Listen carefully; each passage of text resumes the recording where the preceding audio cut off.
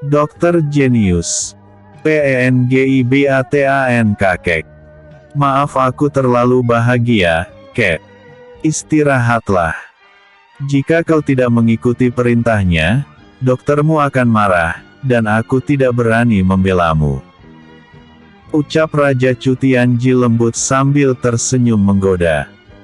Kakek kaisar tua yang melihat tingkah cucunya yang beda tersenyum senang. Dia tak pernah melihat Chu Tianji bersikap seperti itu pada siapapun selain dia. Ternyata gadis polos ini telah meluluhkan hatinya. Terima kasih nak. Aku percaya kau orang baik, orang yang cocok untuk anak bengal itu. Batin kakek kaisar. Akhirnya dengan masih tersenyum kakek kaisar tertidur di atas pembaringannya. Si Yue membetulkan legi selumut di tubuh kakek kaisar. Sedangkan kedua guru besar menatap si Yue dengan tatapan kagum. Si Yue, sejak kapan kau memiliki kekuatan akupuntur jari emas nak? Tanya guru yang si. Sudah lama guru. Semasi di alam bawah si Yue sudah memiliki kekuatan itu. Jawab si Yue. Kedua guru semakin kagum dan bangga pada si Yue. Guru, boleh aku berbicara dengan si Yue? Ucap sang raja. Baik yang mulia, kami akan keluar dulu. Jawab guru yang si. Mereka berdua segera keluar ruangan. Setelah kedua guru pergi, raja yang memang berada di belakang si Yue langsung memeluk si Yue dari belakang. Yue, apa yang harus aku ucapkan padamu? 2 kali sudah kau telah menyelamatkan hidupku. Ucapnya sambil mendekap erat tubuh si Yue. Tunggu yang mulia. 2 kali. Kapan itu? Setahuku cuma sekali, yaitu saat yang mulia ada di dasar jurang hutan roh. Kok sekarang yang mulia bilang 2 kali? Kata si Yue. Dia berusaha melepas pelukan Raja Chu Tianji. Namun pelukannya itu bukannya lepas, malah Raja memutar tubuh si Yue hingga menghadap pada dirinya. Lalu yang kau lakukan sekarang apa? Kata Raja Tianji. Kini si Yue bisa menatap wajah tampan itu dengan jelas. Si Yue yang memang tingginya lebih tinggi Raja Tian, maka jika sekarang si Yue akan menatap wajah sang raja, maka dia harus mendongakkan kepalanya. Tunggu yang mulia, boleh lepaskan dulu pelukannya. Tanya si Yue agak risih atau malu, karena muka mereka hampir bersentuhan. Jika saja si Yue mendongak pasti mereka benar-benar berciuman. Karena itu dia berkata sambil berusaha menunduk. Tidak. Aku suka seperti ini. Ucap Raja Tianji dengan tenang. Terlihat wajah si Yue cemberut. Yang mulia. Kali ini bukankah hamba menolong kakek kaisar bukan yang mulia, jadi itu bukan dianggap kepentingan yang mulia. Kata si Yue. Tidak bisa. Kakek adalah hidupku, jadi kau menolong nyawa kakek, maka kau telah menolong kembali diriku. Ucap Raja Tianji sambil memeluk gadis di depannya. Tentu saja si Yue serba salah. Lalu maunya yang mulia? Tanya si Yue sambil menahan dada pria tampan di depannya agar tidak semakin dekat lengannya. Aku akan menyerahkan seluruh hidupku padamu. Ucapnya dengan lembut. Tunggu yang mulia. Mana bisa seperti itu? Yang mulia adalah penguasa kerajaan Darga yang agung. Anda adalah pelindung dan pemilik kerajaan ini, mana boleh Anda menyerahkan diri Anda pada hamba? Ucap si Yue dengan wajah kaget bercampur kesal. Aku tidak peduli. Kalau kau memang peduli pada rakyat kerajaan Darga, maka kau harus tinggal di kerajaan Darga.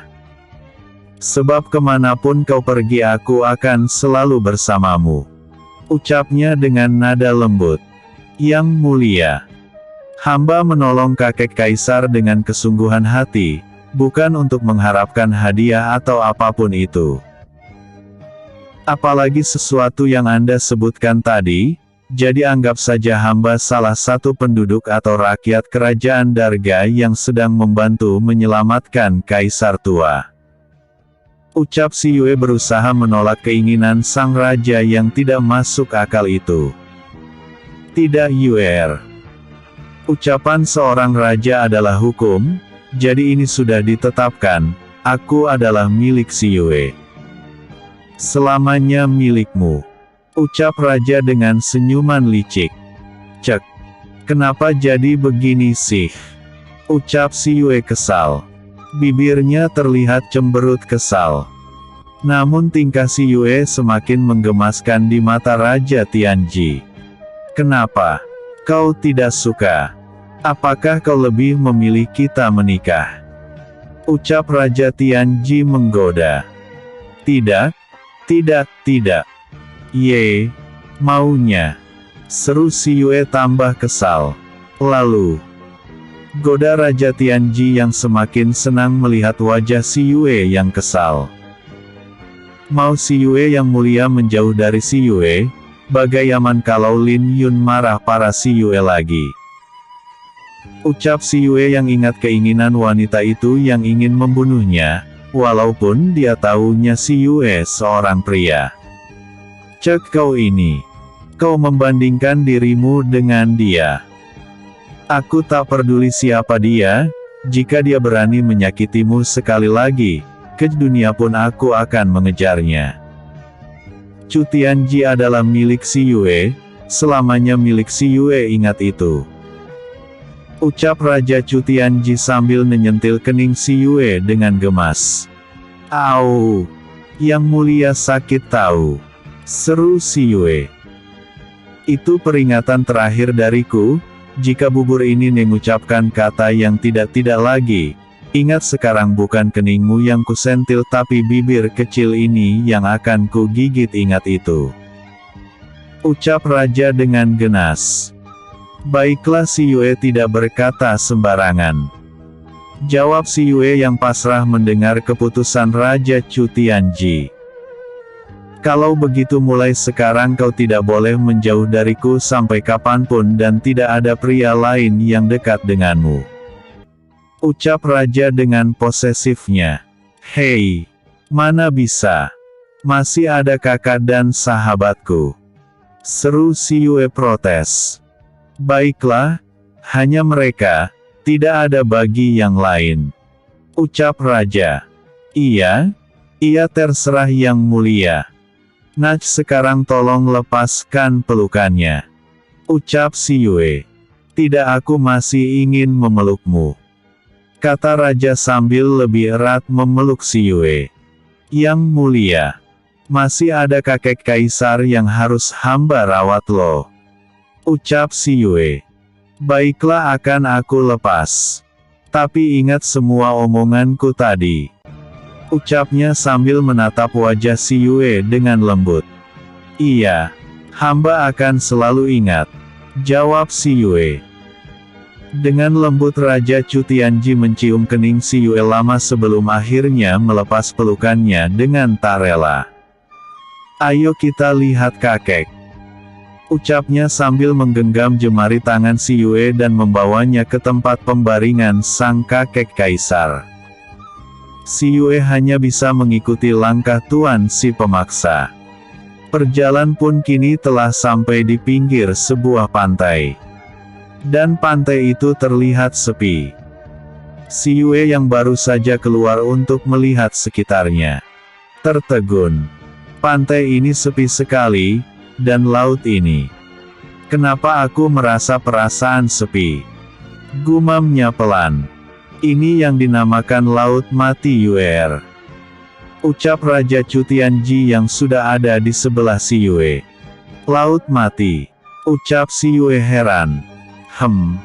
Anggun Raja Tianji sambil menatap ke arah laut lepas. Apakah kita akan menyeberangi lautan ini? Tanya Si Yue. Benar. Untuk samurai di alam atas, kita akan menyeberang dengan melewati lautan ini. Sebab kita tidak bisa melintas di atas laut mati. Jawab Raja Chu Tianji lagi. Apa semua yang ingin ke alam atas harus melalui tempat ini? Tanya si Yue.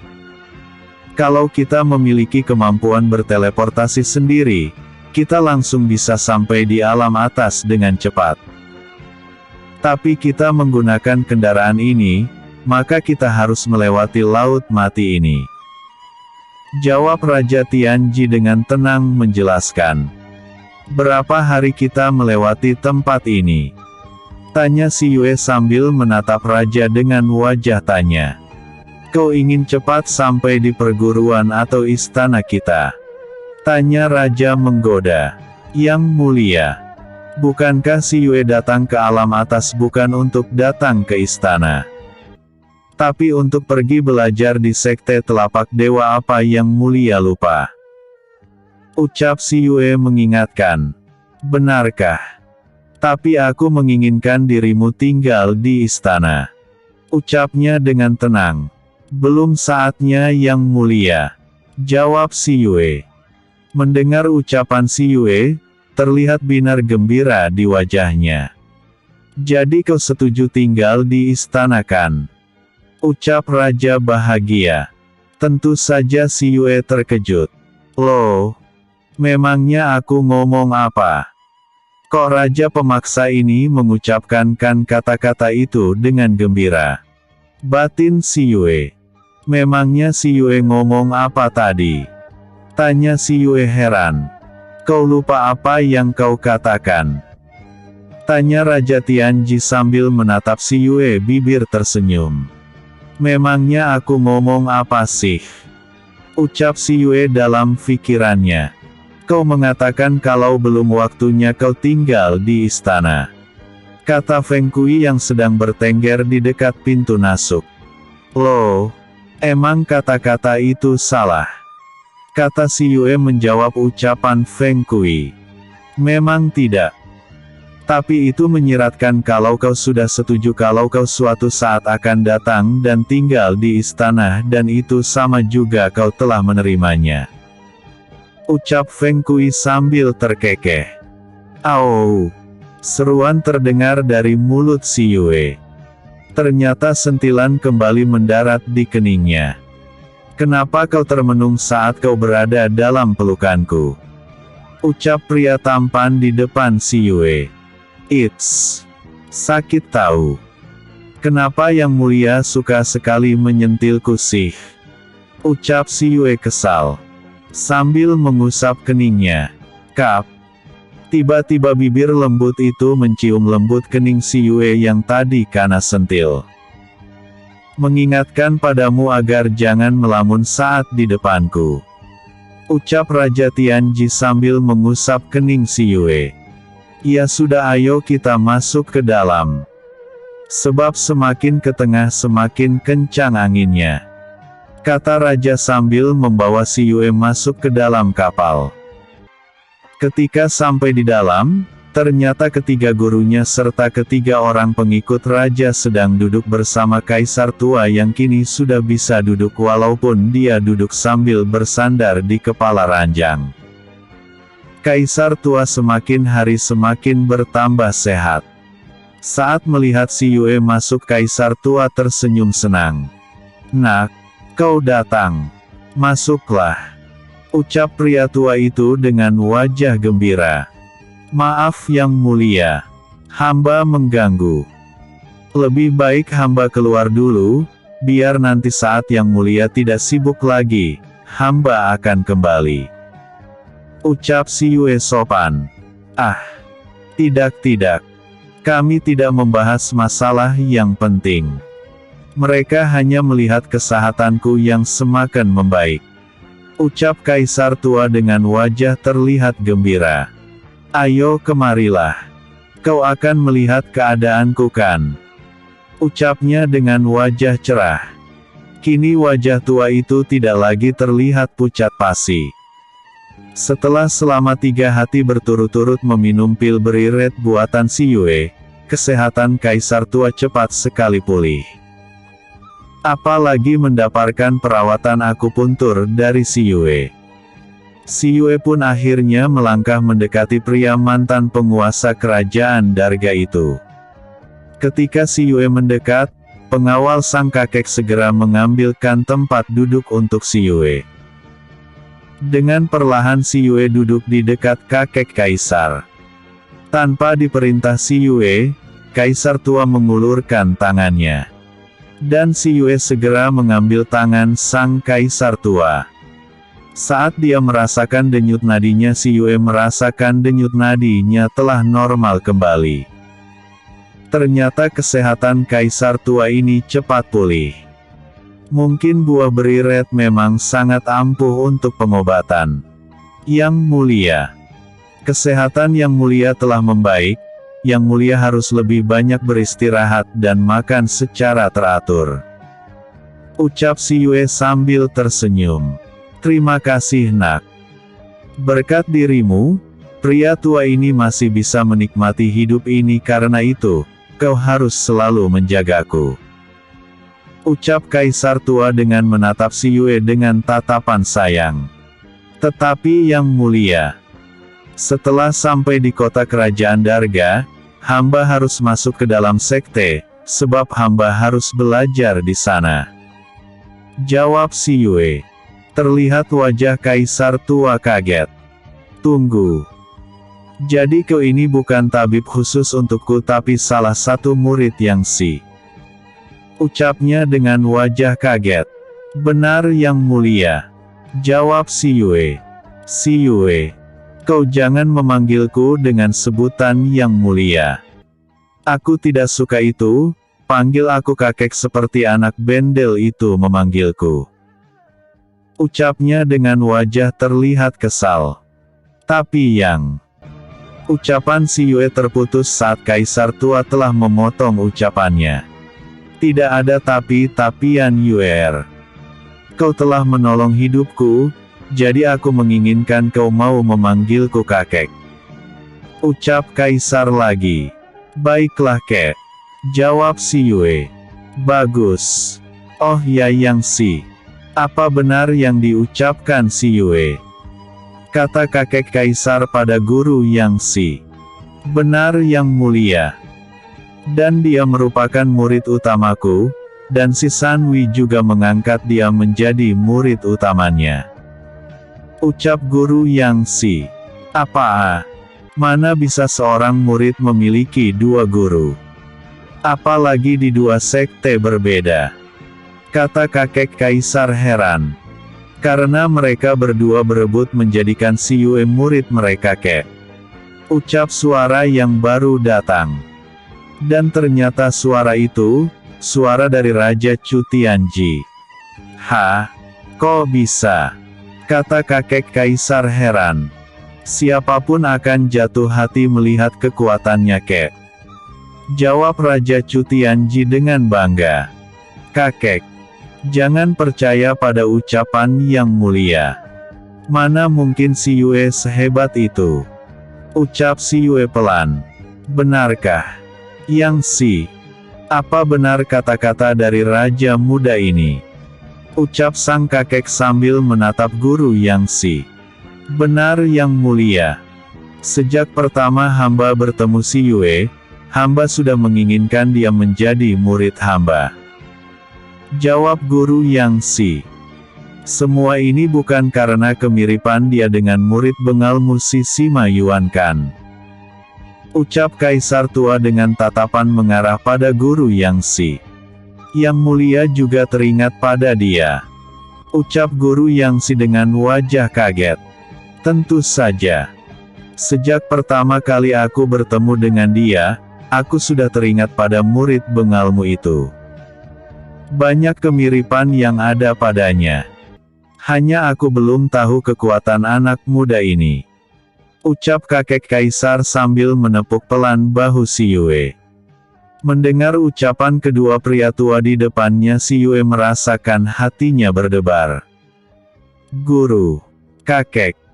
Kalau boleh tahu siapa yang Anda bicarakan itu? Kata raja dengan penuh tanya. Dia kakak seperguruanmu Jier. Dia juga murid dari gurumu Yang Si.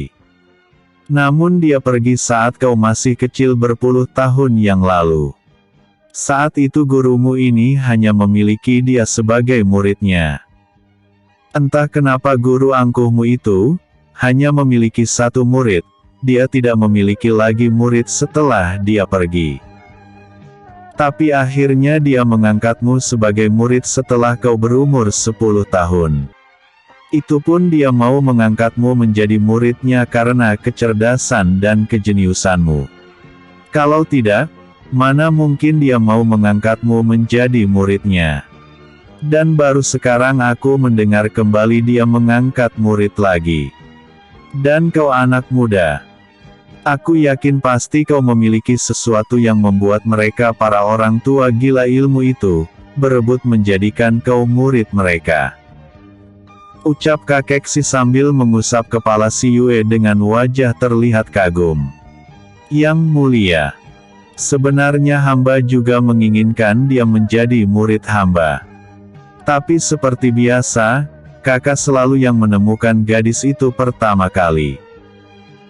Dan akhirnya hamba harus mau berbagi murid dengan kakak dan guru Sanwi. Ucap Guru Wang dengan tatapan kecewa. Mendengar ucapan Guru Wang, kakek kaisar tertawa keras. Hingga dia lupa akan penyakitnya. Hahaha. Anak muda, kejeniusan apa yang kau miliki hingga kau menjadi rebutan para pria gila ilmu itu? Dasar gila, haha. Ucap kakek kaisar sambil menatap si Yue dengan tatapan kagum. Maaf kakek. Si Yue merasa kalau si Yue memiliki ilmu tak seberapa. Mungkin para guru merasa kasihan para si Yue. Ucap si Yue merendah. Hahaha. Ternyata selain kebaikan, kepintaran dan kecerdasan, ternyata kau juga gadis yang rendah hati. Terang saja cucu angkuhku jatuh hati padamu, selain wajahmu kecantikan yang tersembunyi, tapi hatimu juga cantik. Tak salah dia memilihmu nak. Ucap kakek kaisar masih dengan tawa gembiranya. Mendengar ucapan dari mereka, ketiga orang yang pernah meremehkan si Yue terlihat sangat cemas sekaligus heran. Tuan muda. Maafkan kami yang pernah meremehkan Tuan muda. Ucap salah satu dari mereka. Mendengar suara itu, si Yue tahu pada siapa mereka berbicara. Paman. Jangan seperti itu. Aku tahu, kalian melakukan itu demi keselamatan kakek kaisar. Jika itu terjadi padaku, aku pun belum tentu mengizinkan anak muda sepertiku menangani seseorang yang sangat berharga untuk kalian. Aku mengerti paman, jadi paman tidak usah meminta maaf. Sebelum kalian meminta maaf, aku yang muda ini sudah memaafkan kalian. Aku juga meminta maaf pada paman semua, jika ada perkataanku ataupun perbuatanku yang sempat membuat kalian marah. Jawab si Yue panjang kali lebar. Ternyata kau anak muda yang baik hati dan sopan nak. Tapi maaf yang mulia. Apa maksud perkataan yang mulia kaisar yang mengatakan dia seorang gadis? Kata salah satu dari tiga pria urusan sang raja. Benar kata Sanwan. Apa maksud yang mulia kaisar dengan mengatakan si Yue seorang putri? Ucap Guru Tei, salah satu guru selain guru Yang Si San Guru Wang. Tentu saja pertanyaan mereka membuat raja, kakek kaisar, Guru Yang Si dan Guru Wang menatap pada si Yue. Merasa tatapan semua orang tertuju padanya, si Yue menjadi tidak enak. Akhirnya dia berkata, si Yue seorang wanita guru, paman. Ucap si Yue pelan. Apa? Wanita? Kata mereka bersamaan. Benar paman. Jawab si Yue. Mereka menatap si Yue tak percaya. Sebab bentuk badan si Yue mirip sekali dengan seorang pria. Hanya wajahnya saja yang tidak bisa menyembunyikan kecantikannya. "Kenapa kau harus menyamar?" tanya Guru Tei dengan wajah penuh tanya setelah terdiam beberapa saat.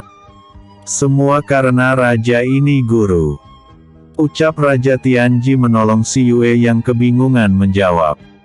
"Raja ini merasa cemburu jika dia menjadi seorang gadis. Aku tidak suka ada pria lain yang menatap kecantikannya," kata raja dengan tenang. Dan ucapan itu menunjukkan kalau Si Yue miliknya. Tentu saja Si Yue kaget mendengar jawaban dari penguasa kerajaan Darga itu. Dalam kalimat tadi sudah jelas sekali kalau sang raja sudah menunjukkan kepemilikannya. Maaf jika autor selalu telat update. Sebab autor banyak yang harus di-handle. Sekali lagi maaf ya. Tapi akan autor usahakan untuk tetap update. Jangan lupa like, vote dan komennya selaku autor tunggu. Bersambung. Episode sebelumnya, penyembuhan kakek kaisar. Episode berikutnya, pertarungan sang naga. Dokter Jenius. Pertarungan sang naga. Raja ini merasa cemburu jika dia menjadi seorang gadis. "Aku tidak suka ada pria lain yang menatap kecantikannya," kata raja dengan tenang. Dan ucapan itu menunjukkan kalau Si Yue miliknya. Tentu saja Si Yue kaget mendengar jawaban dari penguasa kerajaan Darga itu. Dalam kalimat tadi sudah jelas sekali kalau sang raja sudah menunjukkan kepemilikannya. Bukan hanya Si Yue yang kaget mendengar ucapan sang raja. Tapi semua orang yang ada di ruangan kaisar tua. Ucapan sang raja membuat semua orang terpanah. Sedangkan sang kakek hanya tertawa bahagia. Si Yue sendiri terlihat wajahnya memerah. Dia tak menyangka demi membantunya merahasiakan jati dirinya, raja menutupi dengan ucapan yang membuat Si Yue malu. Si Yue hanya bisa tertunduk malu. Jadi Yang Mulia sudah mengenal Si Yue sebelum pertandingan. Kata Guru Yang Si. "Benar Guru. Dialah yang menolongku membuka rantai belenggu dari si keparat Luwing," ucap Raja Tianji dengan kesal. "Apa?" ucap mereka hampir bersamaan. "Jadi yang mampu membebaskan Yang Mulia, adalah Siur?" tanya Guru Yang Si. Dengan wajah kaget. "Benar Guru," jawab Raja Chu Tianji. "Mustahil Yang Mulia. Andai bukan Yang Mulia yang berbicara, hamba tak akan pernah percaya," ucap Guru Yang Si. "Benar apa katamu Kak? Sebab rantai belenggu itu adalah rantai pengikat jiwa. Tak seorang pun atau senjata apapun yang bisa memutuskan rantai belenggu jiwa itu," ucap Guru Wang. "Dia memiliki api Cian Guru," ucap Raja kesal melihat para guru tak percaya. "Api Cian," seru mereka bersamaan. Tentu saja Si Yue sebenarnya tidak suka rahasianya dikatakan, tapi dia tahu kemarahan sang raja.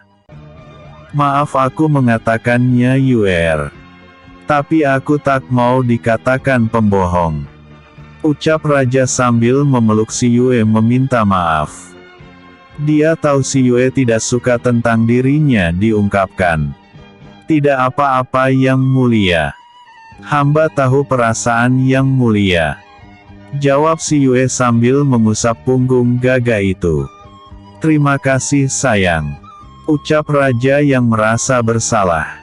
"Yang Mulia, bukannya kami tidak percaya pada Anda, tapi kami kaget karena kami tidak pernah melihat api Cian selama hidup kami," ucap Guru Yang Si dengan wajah tak enak.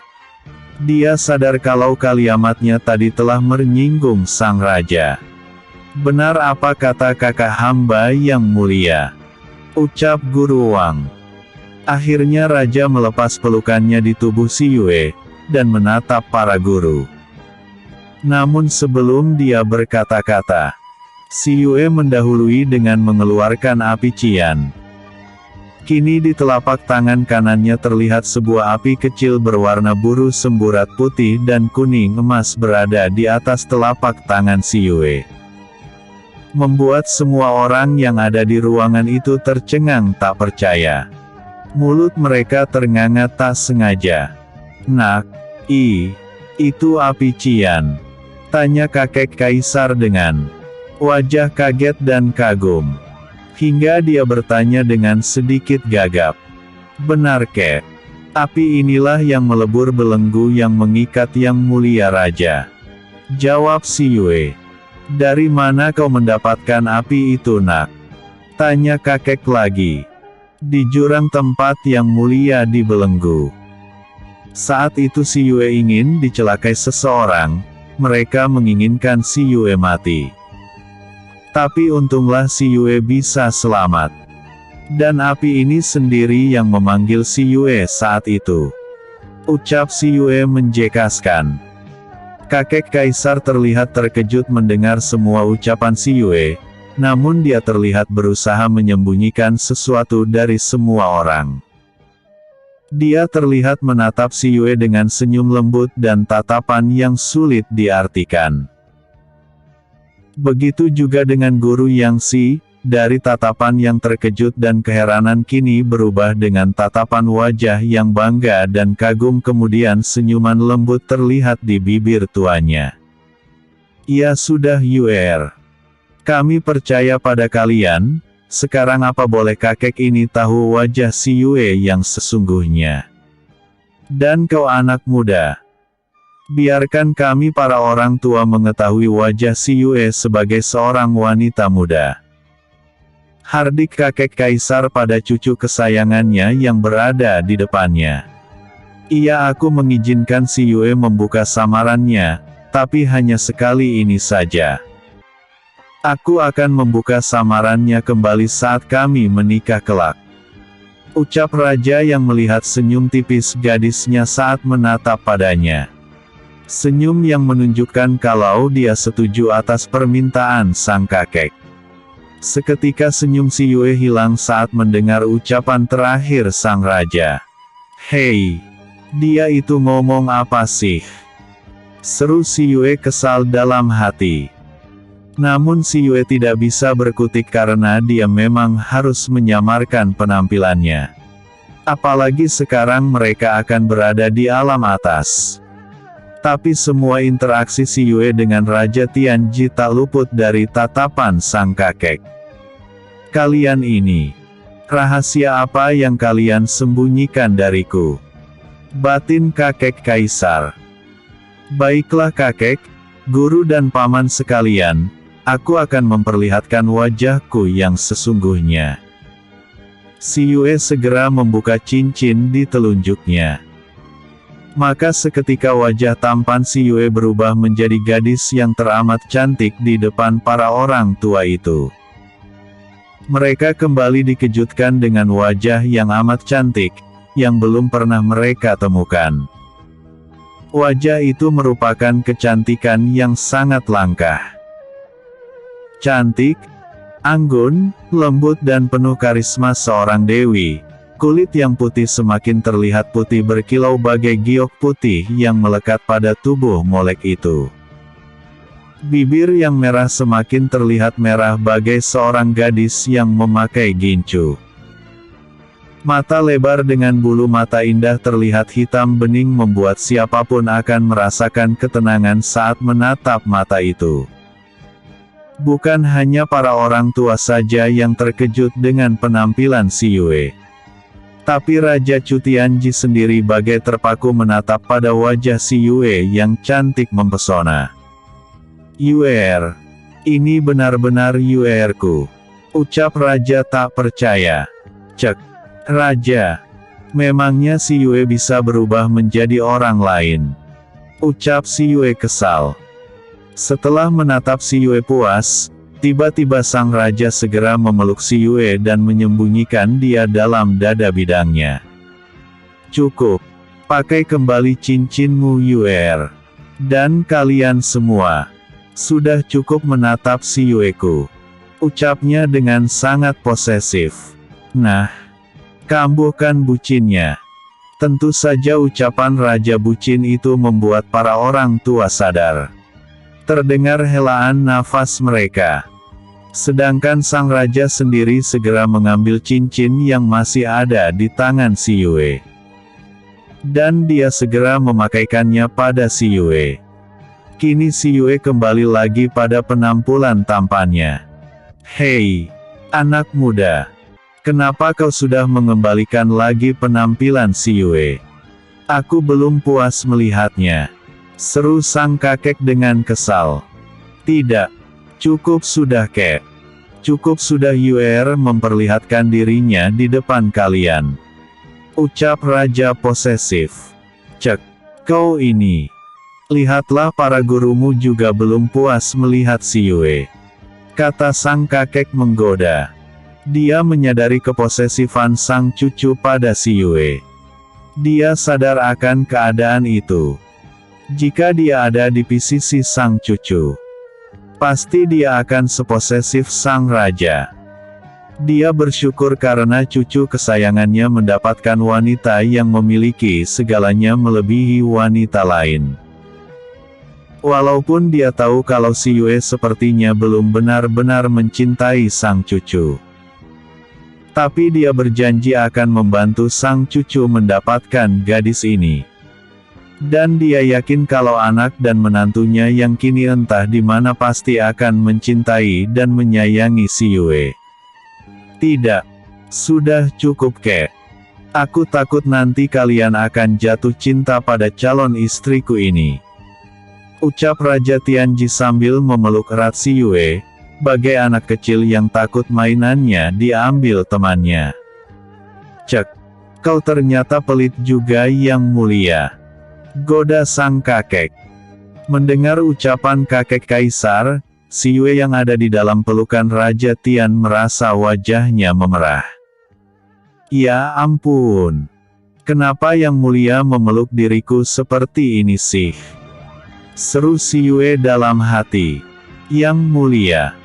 Tolong lepaskan pelukannya, bukankah hamba telah berubah menjadi pria lagi? Ucap si Yue lirih. Janji kau tidak akan membuka cincinmu lagi. Ucap si raja posesif Chu Tianji setelah tahu rahasia dari penyamaran si Yue. Iya. Aku juga tidak akan membuka cincin ini jika bukan karena guru dan kaisar meminta tadi. Jawab si Yue. Mendengar ucapan si Yue terlihat senyuman di bibir seksi raja. Dengan perlahan Raja Tianji melepas pelukannya. Seakan tak rela gadis cantiknya lepas dari dekapannya. Tidak akan ada yang mengambil dia dari tanganmu yang mulia. Mengapa kau setakut itu? Goda sang kakek kembali. Tak akan kubiarkan siapapun mengambil dia dariku. Ucap raja sambil memegang tangan si Yue. Melihat tingkah sang raja, kakek kaisar tertawa keras hingga melupakan sakitnya yang baru saja sembuh. Sedangkan para guru tersenyum walau dalam hati mereka tertawa melihat posesifnya raja mereka pada sang calon istri yang mereka lihat masih tidak terlalu tertarik pada raja mereka. Mereka juga sangat heran sekaligus kagum pada si Yue yang tak terlihat tertarik pada raja mereka yang sangat tampan dan gagah itu. Sedangkan banyak gadis di alam atas berlomba mencari perhatian raja tampan mereka. Hingga tak jarang mereka, para gadis bangsawan itu secara terang-terangan memperlihatkan ketertarikan mereka pada sang raja.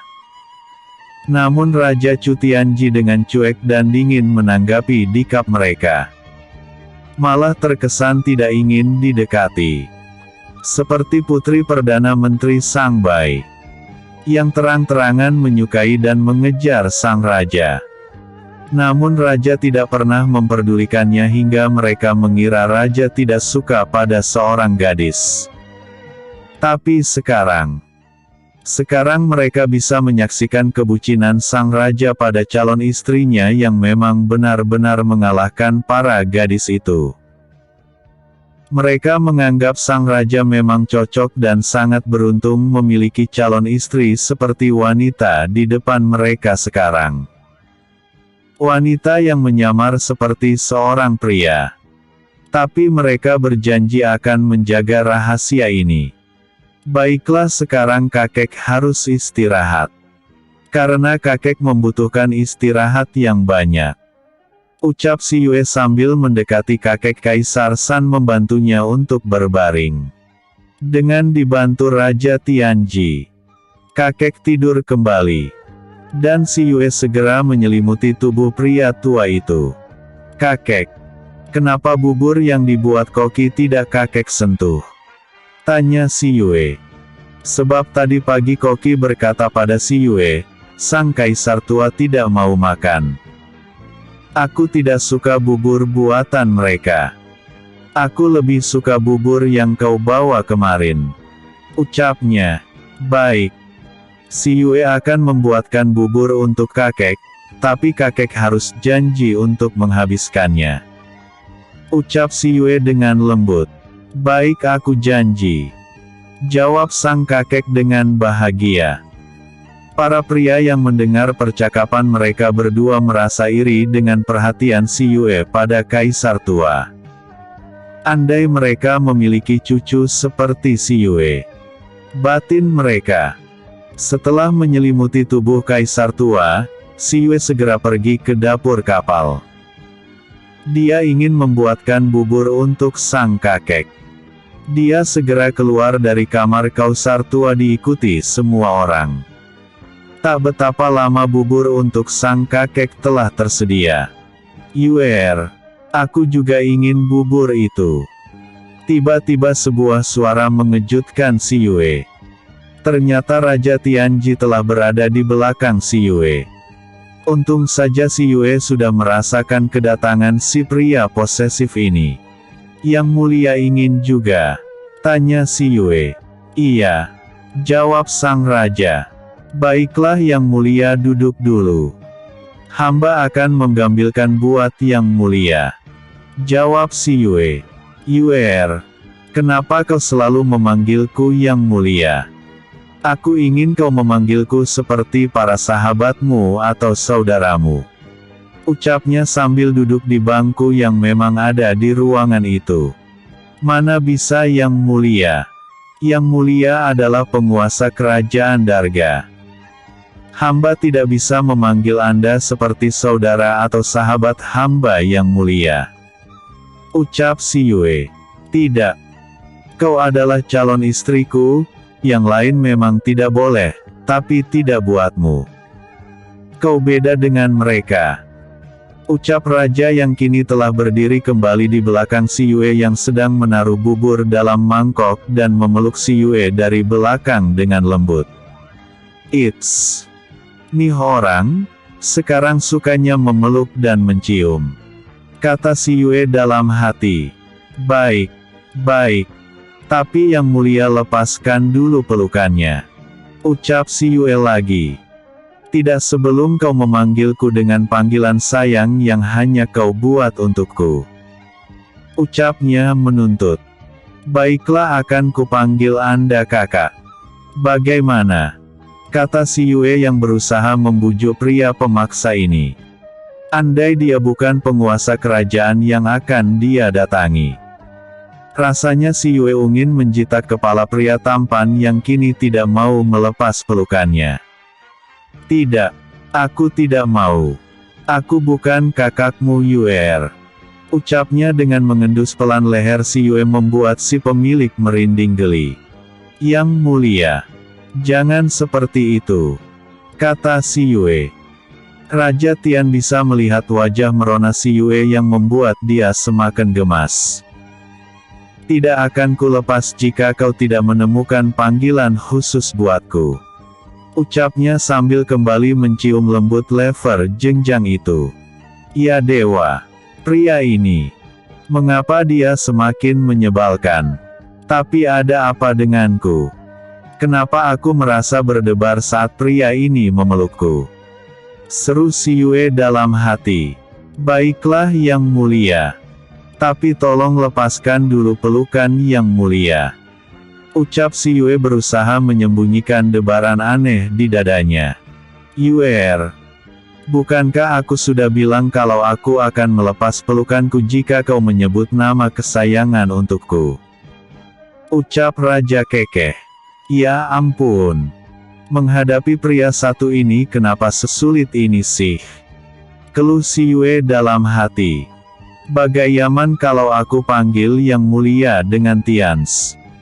Kata si Yue berharap pria pemaksa ini mau melepas pelukannya. Terlihat Raja Chu Tiange terdiam sejenak. Dan tak lama terlihat senyuman di bibirnya.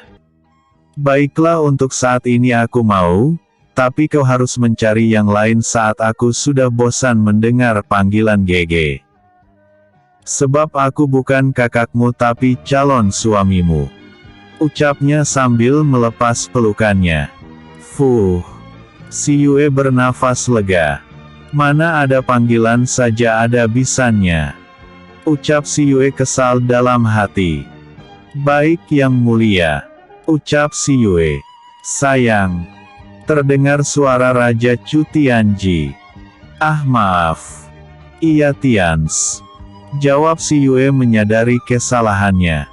Kau tahu apa yang akan kulakukan jika kau salah ucap lagi.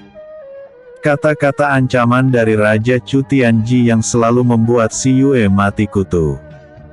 Iya aku mengerti Tians. Kenapa sih kau suka mengancam? Ucap si Yue dengan wajah cemberut. Cek. Aku harus memanggil dia apa lagi sih? Ribet amat menghadapi si posesif ini. Batin si Yue kesal.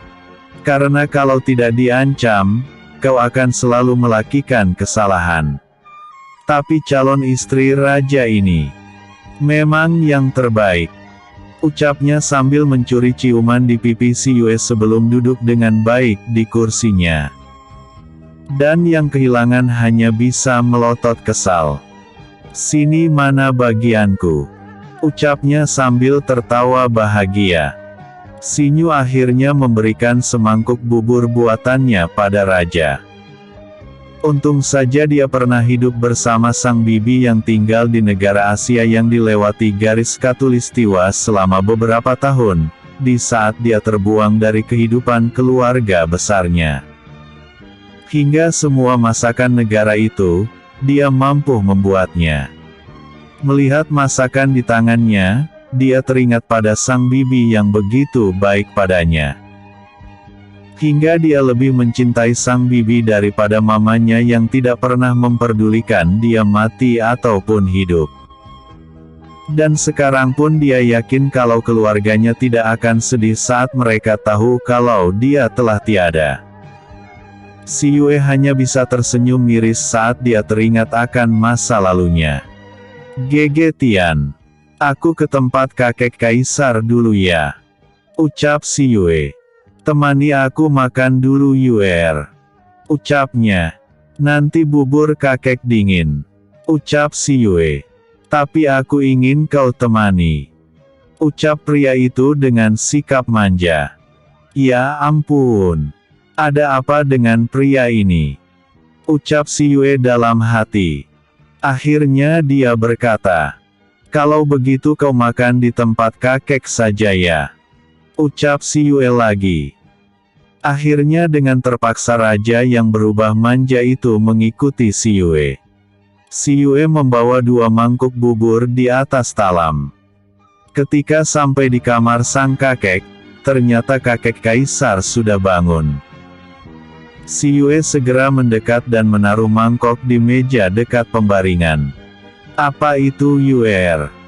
Tanya kakek kaisar saat melihat si Yue datang membawa talam berisi 2 mangkuk. Bubur untuk kakek. Jawab si Yue. Kok ada 2? Tanya kakek lagi. Yang satu punya GG Tian kek. Jawab si Yue. GG Tian. Tanya kakek. Ah. Maaf. Maksud si Yue yang mulia raja kek. Jawab si Yue tersipu. Yue. Terdengar protes dari belakang si Yue. Si Yue serba salah. Tidak apa-apa nak. Panggillah dia seperti permintaannya. Kakek lebih senang melihat kalian seperti ini, kata kakek sambil tersenyum lembut. Si Yue hanya bisa tersenyum kecut mendengar kata-kata dari kakek kaisar. Dia segera memberikan bubur milik sang raja. Dan bubur satunya pada kakek kaisar. Karena kakek kaisar masih lemah, si Yue menyuapinya. Melihat begitu lembut perbuatan si Yue pada sang kakek, Raja Chu Tianji tersenyum bahagia. Tanpa terasa kapal itu telah berada di tengah lautan lepas, lautan yang terlihat sangat sunyi. Setelah menyuapi kakek kaisar, si Yue beranjak pergi keluar bersama sang raja. Namun sebelum langkahnya melewati ambang pintu, mereka dikejutkan dengan suara raungan menggelegar dari luar. Si Yue segera berlari keluar bersama Raja Chu Tianji, namun dia masih sempat berucap pada kakek kaisar. Jangan cemas kek. Perasaan kakek harus tenang demi kesembuhan kakek, kata si Yue. Kakek kaisar hanya mengangguk dan tersenyum. Si Yue segera berlari keluar diiringi Raja Chu Tianji. Ketika sampai di liar, terlihat semua penumpang berada di dek kapal sedang melihat sesuatu di tengah lauran. Di sana terlihat kakak sepupunya dan sahabatnya Murong sedang berdiri bersama para guru dan para penumpang kapal yang merupakan orang kepercayaan raja, pengawal koki dan pelayan. Di sana si Yue juga melihat ketiga pengawal bayangas raja. Saat melihat junjungan mereka datang bersama si Yue, mereka buru-buru menyapa. Salam yang mulia Raja, Putri. Ucap mereka bertiga serempak. Ada apa ini? Tanya Raja. Perkelahian antara seekor naga putih dengan seekor ular hiram yang mulia. Ucap Ye Xie. Mereka segera menatap ke arah lautan lepas. Si Yue bisa melihat seekor naga besar berwarna putih seperti awan sedang berkelahi mati-matian melawan seekor ular hitam besar dengan mata merah. Terlihat sekali mereka berdua sudah terluka parah. Namun saat si Yue melihat keadaan naga putih, tiba-tiba dia berseru. Kui, keluarlah. Serunya nyaring. Dan tiba-tiba terdengar suara. Kaak, kaak. Terdengar suara nyaring di udara. Tak lama seekor Phoenix besar dan indah berada di depan mereka. Phoenix itu melayang di udara. Si Yue segera melompat ke udara ke arah Phoenix. Namun ternyata raja pun ikutan melompat juga. Bawa kami ke mereka Kui. Seru si Yue. Feng Kui segera terbang membawa dua orang yang ada di punggungnya mendekati pertarungan itu. Ada apa Yue? Tanya sang raja. Kita harus membantu sang naga. Dia sedang hamil besar. Ucap si Yue dengan wajah khawatir. Dari mana kau tahu naga itu sedang hamil? Tanya Chu Tianji kembali. Aku mendengar nafas lemah dari arah perut sang naga. Jawab si Yue. Baiklah kau bisa menolong sang naga dan aku akan membantu menghadapi ular hitam itu. Kata Raja Tianji sambil mengusap kepala si Yue pelan. Aku tak menyangka kepekaan pendengaran si Yue begitu tajam. Ucap Raja dalam hati dengan perasaan bangga. Sedangkan semua orang yang ada di kapal tercengang melihat kehadiran burung Phoenix besar tadi di depan mereka. Dan dengan ringannya si Yue dan sang raja melompat ke arah burung Phoenix itu. Dan mereka juga mendengar kalau burung Phoenix itu milik si Yue. Ya dewa, gadis itu selalu membuatku terkejut. Ada apa lagi yang akan dia perlihatkan pada kita nanti? Ucap Guru Wang sambil melihat murid barunya itu terbang ke arah perkelahian. Dan Merekaun melihat kalau Si Yue dan Raja Chu Tianji masuk ke dalam pertempuran. Setelah beberapa saat kemudian, terlihat Si Yue bisa membawa sang naga menjauh dari pertempuran. Sedangkan Si Yue sendiri terlihat memeriksa tubuh sang naga dengan teliti. Luka yang diderita naga sangatkah parah? Terlihat dia menatap Si Yue dan akhirnya tersenyum gembira. "Manusia, ternyata kau sudah datang," ucapnya dengan lemah. Kau tahu aku?" tanya Si Yue dengan kaget. "Kau adalah pemilik darah Phoenix. Aku telah menunggumu cukup lama. Dan penantianku sudah berakhir sekarang. Sekarang tolong terimakah 2 telur ini. Berikan dia pada pria itu. Aku tahu dia pasanganmu, dan yang ini milikmu." Ucapnya dengan tubuh semakin lemah. Dia memberikan 2 telur pada Si Yue. Si Yue ingin memprotes dugaan sang naga. Namun melihat begitu susahnya naga itu berbicara, akhirnya Si Yue hanya bisa menerima telur naga itu. "Aku menerima telur milikmu, kau sengaja memberikan telurmu ini padaku," kata Si Yue. "Benar. Ular itu ingin mengambilnya dariku. Tolong jaga anak-anakku. Aku percayakan mereka pada kalian." Telur itu dengan ringan melayang ke arah Si Yue. Setelah melihat kedua telur miliknya ada di tangan Si Yue, naga itu tiba-tiba hilang dari pandangan. Bersamaan dengan hilangnya sang naga, ular yang bertarung dengan Raja Chu Tianji mati terkena pedang sang raja. Melihat ular hitam itu sudah jatuh tak bernyawa lagi, Raja Chu Tianji mendekati Si Yue. "Mana naga tadi?" tanya raja. "Dia menghilang kak setelah memberikan ini padaku. Dan dia berkata kalau telur ini diberikan padamu," ucap Si Yue. "Dia menyerahkan telur yang harus diserahkan pada Chu Tianji. Dan saat telurmu berada di tangan Si Yue dan Chu Tianji, tiba-tiba telur itu pecah secara bersama-sama. Dan di dalam masing-masing telur terlihat naga kecil menggeliat lembut di tangan Si Yue dan Raja Chu Tianji. Terlihat naga kecil itu sangat lucu dan imut. Si Yue, yang mulia, lebih baik segera teteskan darah kalian pada mereka, sebab orang tua mereka telah menyerahkan naga itu pada kalian berdua, cepatlah. Aku merasakan ada bahaya datang," kata Feng Kui yang berada bersama mereka. "Bersambung dulu ya. Besok aku lanjut lagi."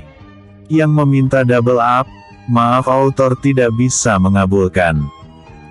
Jangan lupa like, vote dan komennya aku tunggu. Bersambung. Episode sebelumnya. PENGIBATAN kakek. Episode berikutnya. 2 anak naga.